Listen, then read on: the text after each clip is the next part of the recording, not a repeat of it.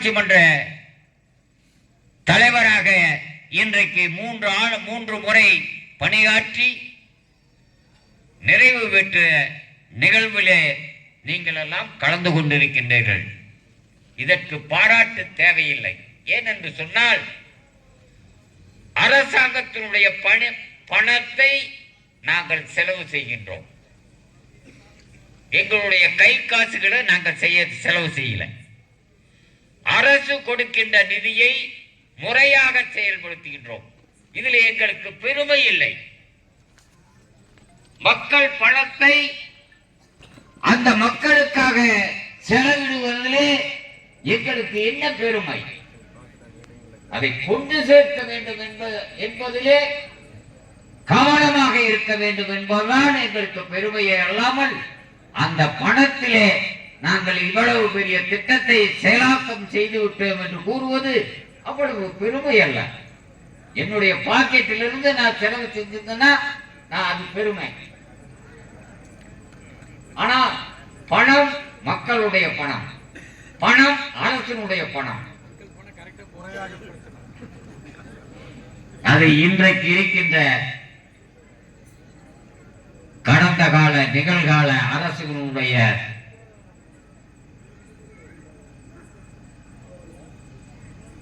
அதாவது திறமையற்ற நிர்வாக சீர்கேடுகளால் தான் இன்றைக்கு பொருளாதார சீர்கேடு இன்றைக்கு தமிழகம் முழுவதும் இன்று விலகிக் கொண்டிருக்கின்றது.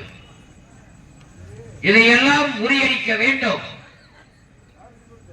இதையெல்லாம் மாற்ற வேண்டும்.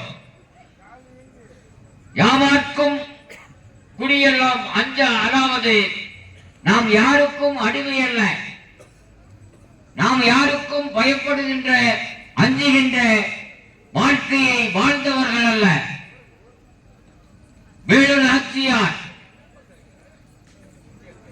வீரபாண்டிய கட்டபொம்மன் போராட்ட தியாகிகளாக உருவெடுத்த எத்தனையோ தலைவர்கள் பிறந்த அந்த மண்ணிலே நம்முடைய செயலும் ஒரு வீரம் தெரிந்த செயலாக இருக்க வேண்டும், பாராட்டுதலுக்குரிய செயலாக இருக்க வேண்டும். அந்த அடிப்படையில் நம்முடைய சமுதாயம் வாழ வேண்டும் என்ற லட்சிய உணர்வை இந்த பாராட்டுதல் கூட்டம் மூலமாக இந்த பகுதி இங்கே வந்திருக்கின்ற பெரியவர்களுக்கெல்லாம் என்னுடைய அடி நாதத்திலிருந்து வருகின்ற உணர்வாக உங்களுக்கு தெரிவிக்க கடமைப்பட்டிருக்கின்றேன். இப்படி அத்துணை தலைவர்களுக்கும் என்னோடு இன்றும் இணைந்து பணியாற்றிக் கொண்டிருக்கின்ற இந்த திட்டக்குழுவினுடைய உறுப்பினர்கள், தலைவர்கள், அதே போலவே 3 முறை இந்த ஊராட்சி மன்றத்திலே தலைவராக இருந்த நேரத்திலே அத்துணைக்கும் என்னுடைய வழிகாட்டுதலாக விளங்கிய அந்த உறுப்பினர்கள், பொது வாழ்விலே என்னை பங்கு கொள்வதற்காக ஊக்குவித்த இளைஞர்கள், என்னுடைய குடும்ப நண்பர்கள், இந்த கூட்டத்தை 4 நாட்களுக்குள் ஏற்பாடு செய்யப்பட்டது. அதற்கு முழு மூச்சாக செயல்பட்ட நான் அவர்களுக்கெல்லாம் எந்த வகையிலே நன்றி சொல்வது என்பது எனக்கு புரியவில்லை. இவ்வளவு ஒரு அருமையான செயலை செய்து எனக்கு பெருமை கிடைப்பதை விட இந்த பெருமைகள் எல்லாம் அத்துணையும் உங்களுக்குத்தான் சாரும், எனக்கு சாராது. ஆகவே அந்த பெருமைக்குரிய அத்துணை நல்லுள்ளங்களையும் நான் இந்த நேரத்திலே நன்றி உணர்வோடு பாராட்ட கடமைப்பட்டிருக்கின்றேன். என் நன்றி கோயிலுன்றார்க்கும் உயுண்டாம் உயிரில்லை செய் நன்றி கொண்ட மகற்கு. எனக்கு செய்த நீங்க இந்த உதவிகளை எல்லாம் என்னுடைய வாழ்நாளிலே என் உயிர் உள்ளவரை நான் நினைத்து பார்த்தேன் என்பதிலே என்று சொல்லிக்கொண்டு அத்துணை பேரும் இப்படி ஒரு இந்த விழாவிலே என்னை பாராட்டி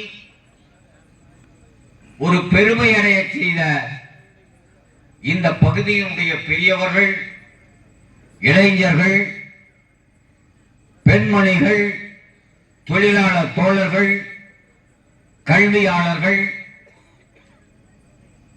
தொழில் துறையை சார்ந்தவர்கள் மற்றும் பல்வேறு பொதுப்பணி துறையை சார்ந்தவர்கள், அத்துணை துறை சார்ந்த அதிகாரிகளையும் காவல்துறை சார்ந்தவர்கள் அத்தனை பேருக்கும் என் நேரம் அதிகமாகிக் கொண்டிருக்கின்ற காரணத்தினால் என்னுடைய குடும்பத்தின் சார்பாகவும் வணக்கம் அவர்களுக்கு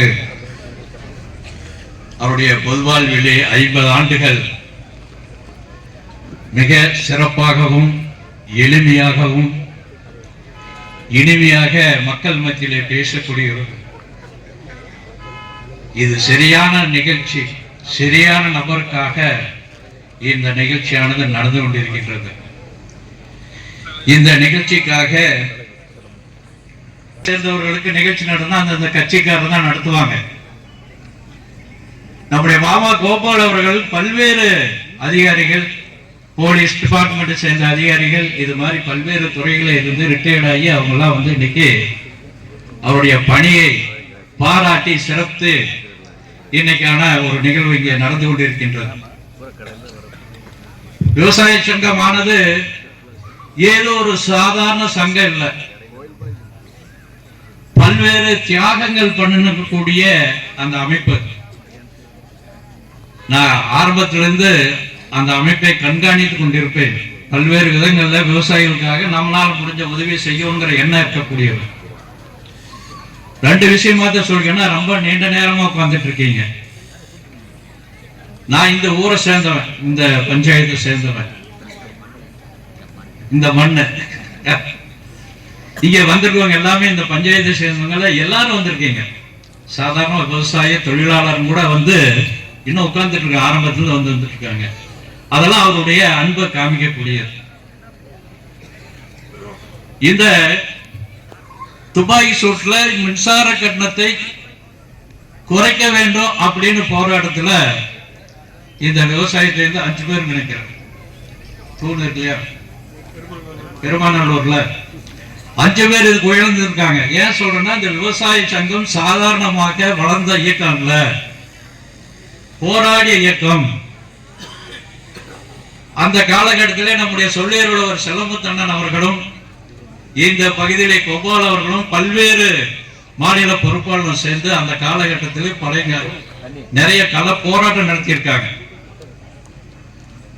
இந்த பழைய பஸ் ஸ்டாண்டுக்கு பக்கத்துல சாதாரணமாக ஒரு விவசாயி போய் ஒரு மூட்டை எடுக்க முடியாது. அங்க இருக்கக்கூடிய ஏற்கனவே இருக்கக்கூடிய தொழிற்சங்கத்தை சேர்ந்தவங்க அவங்க தான் அந்த மூட்டை எடுக்கணும். அவங்க எவ்வளவு காசு கேட்கிறாங்களோ அதை கொடுக்கணும். அப்படி ஆதிக்கம் இருந்ததை உடைச்சது இந்த விவசாய சங்கம்.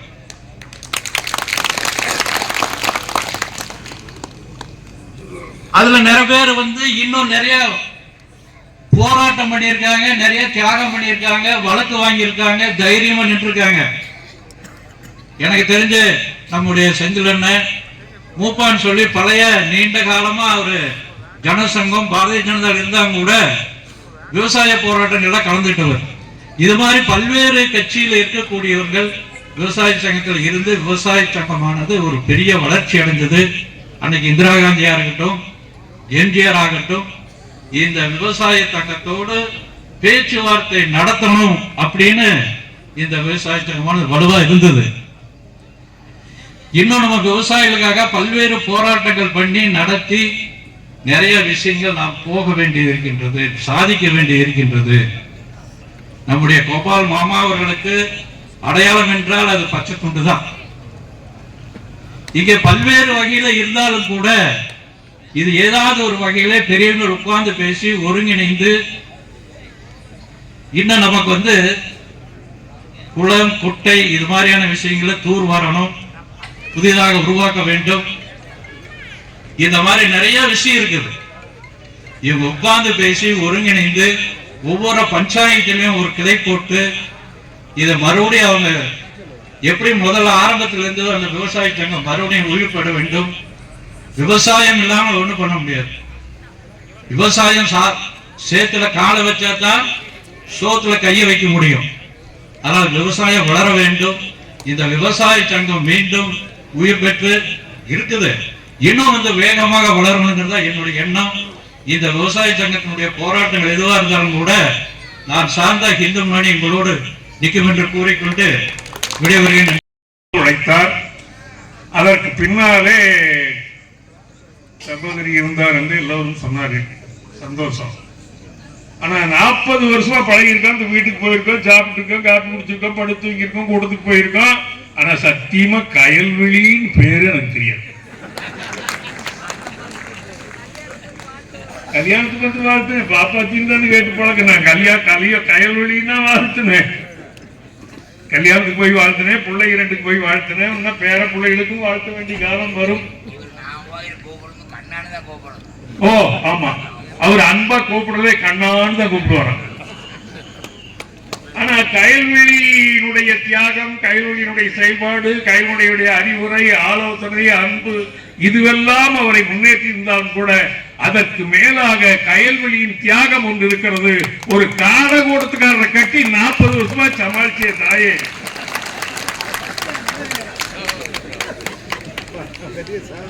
சாதனை இல்ல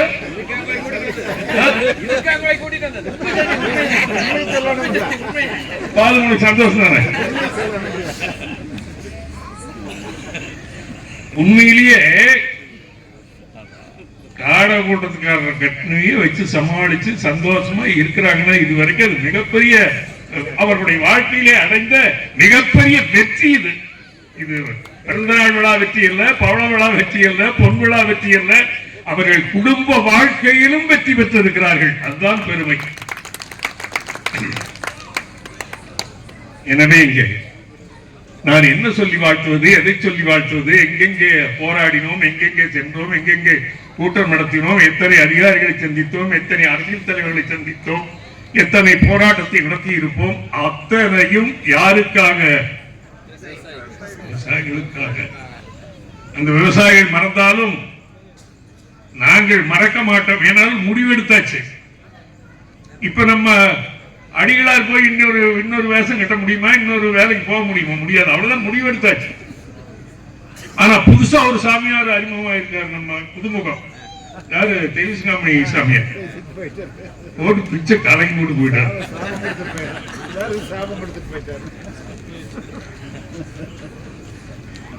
அவரு விவசாய சங்கத்தில் அலைஞ்சு பார்த்தாரு. இது வேலைக்காகாது, இவங்களை நம்பி கரையேறவே முடியாது சாமியார போட்டார். நாங்கெல்லாம் உங்களோட மாட்டிக்கிட்டு முழிச்சுக்கிட்டு பச்சை துணி மஞ்சள் துணி போட்டு திரியிறோம். ஆனா அவர் தப்பிச்சுட்டார்.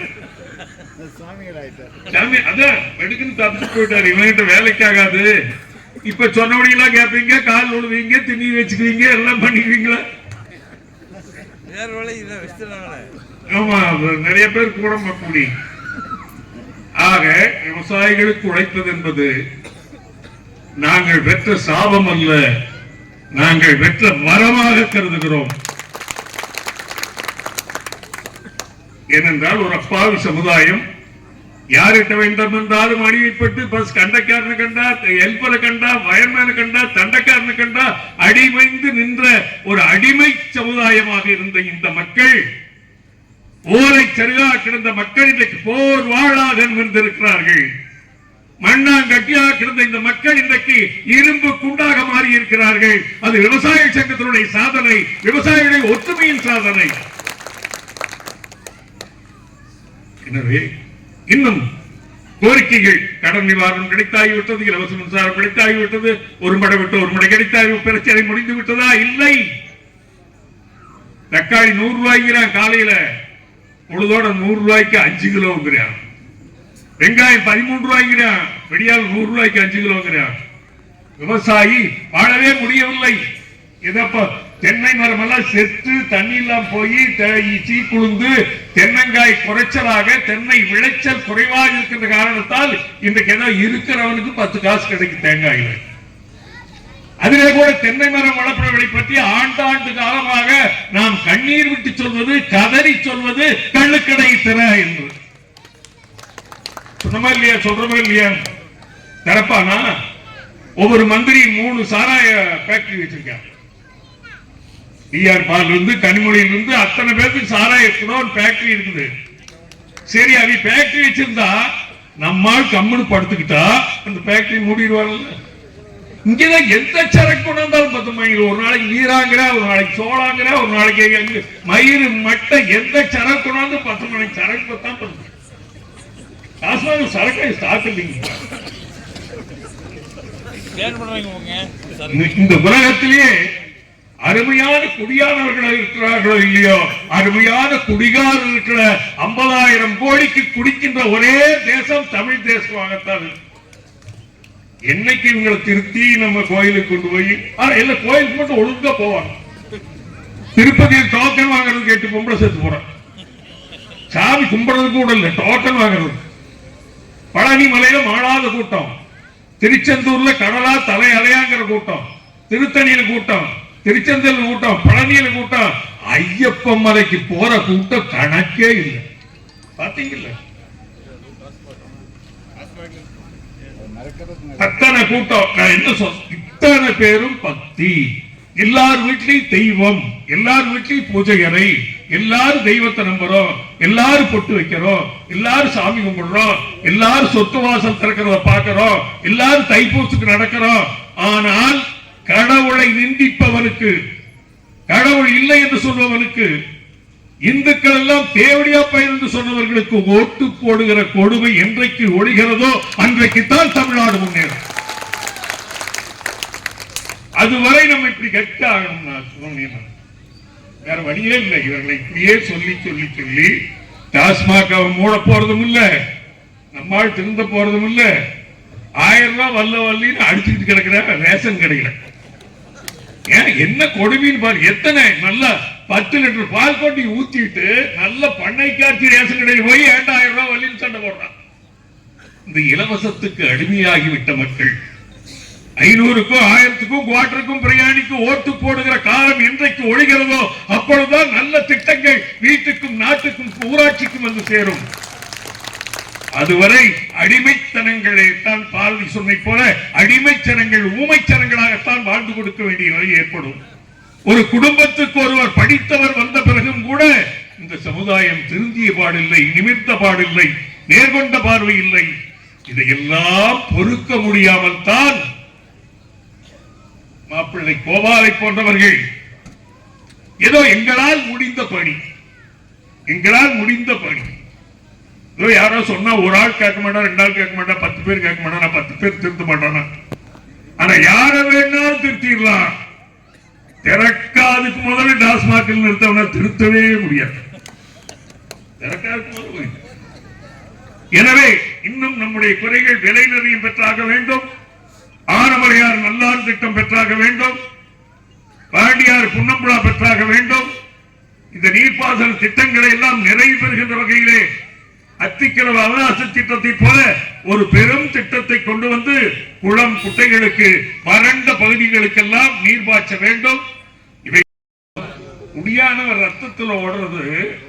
இவன் வீட்டுல இவன் மாடு, எருமை, கண்ணுக்குட்டி, கொண்டாட்டி, நாய் எல்லாம் இவன் சொன்னபடிதான்.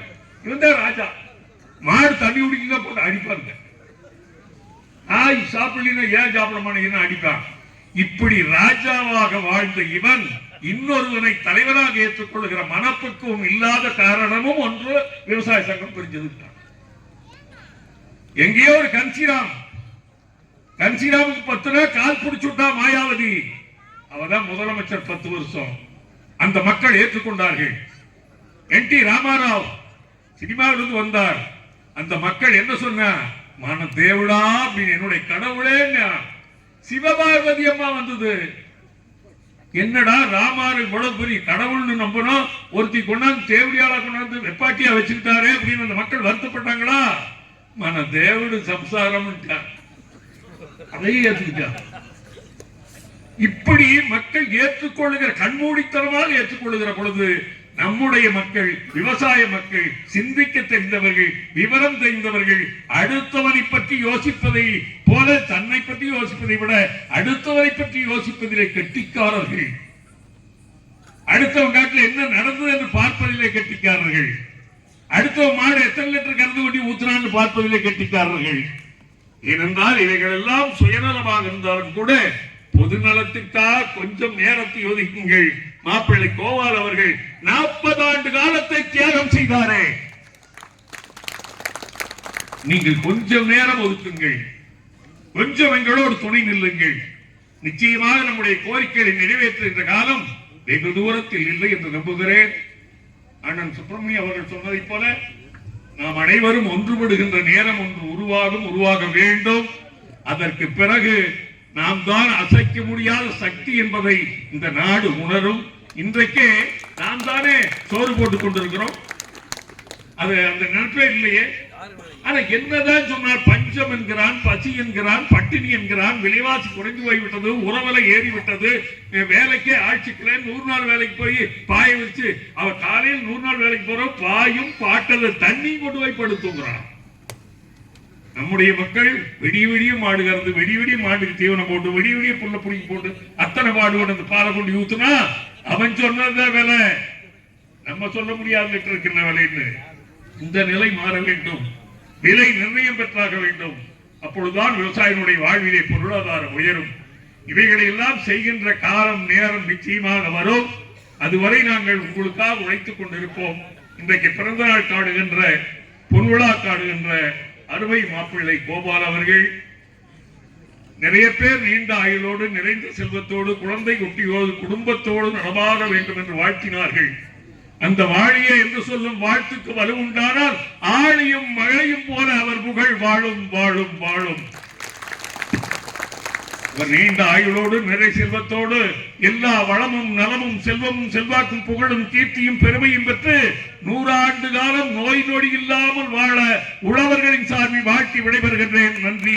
பற்றிய உழவர் உழைப்பாளர் கட்சியினுடைய மாநில தலைவர் சொல்லை சிலம்புக்கு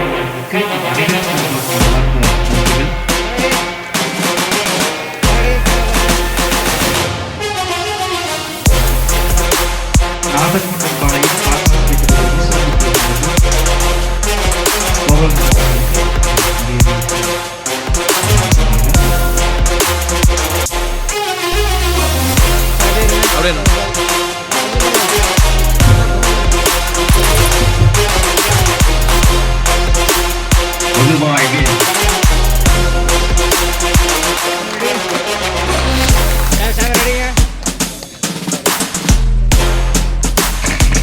விவசாயிகளுக்கு ஒரு சின்ன வேண்டுகோளுங்க.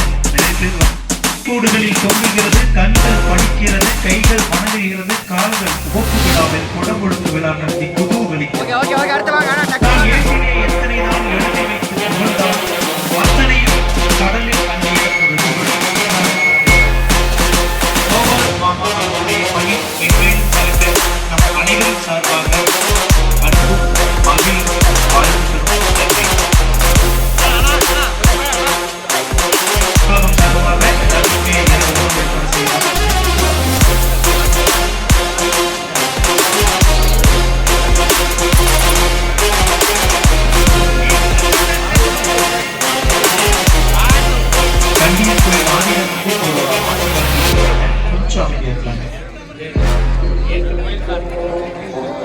ஆதீனம் கோவிந்த சங்கர் அவர்கள் கோவில் சார்பாக கண்ணீர் கோவிலுடைய கோவில் சார்பாக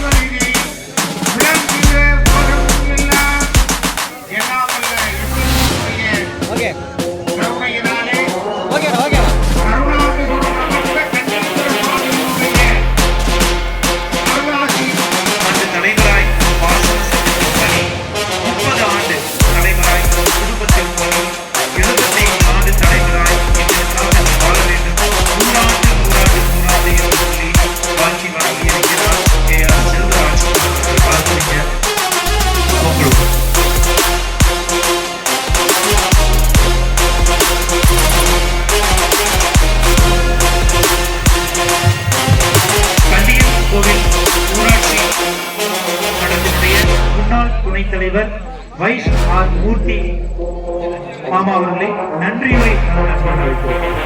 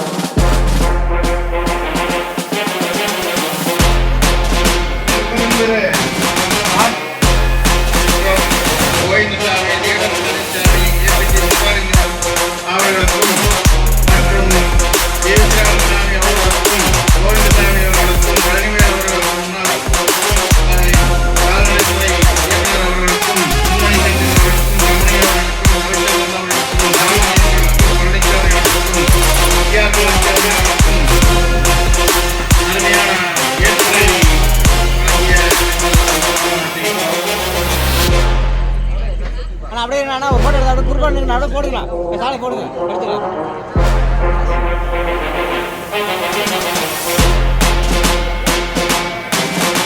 ஓகே, அப்படியே இருங்க, அப்படியே இருங்க.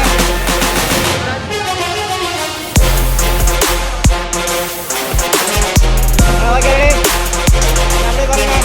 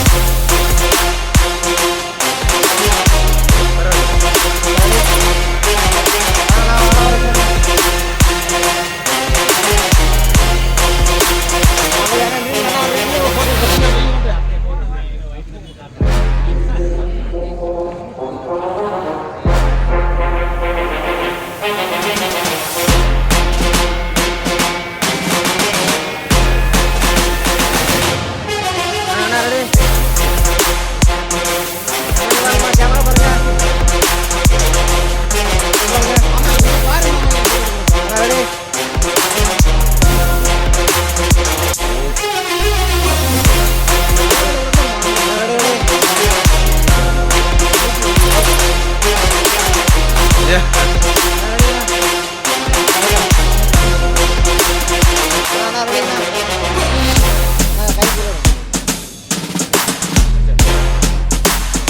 கேமரா பாருங்க, ரெடி.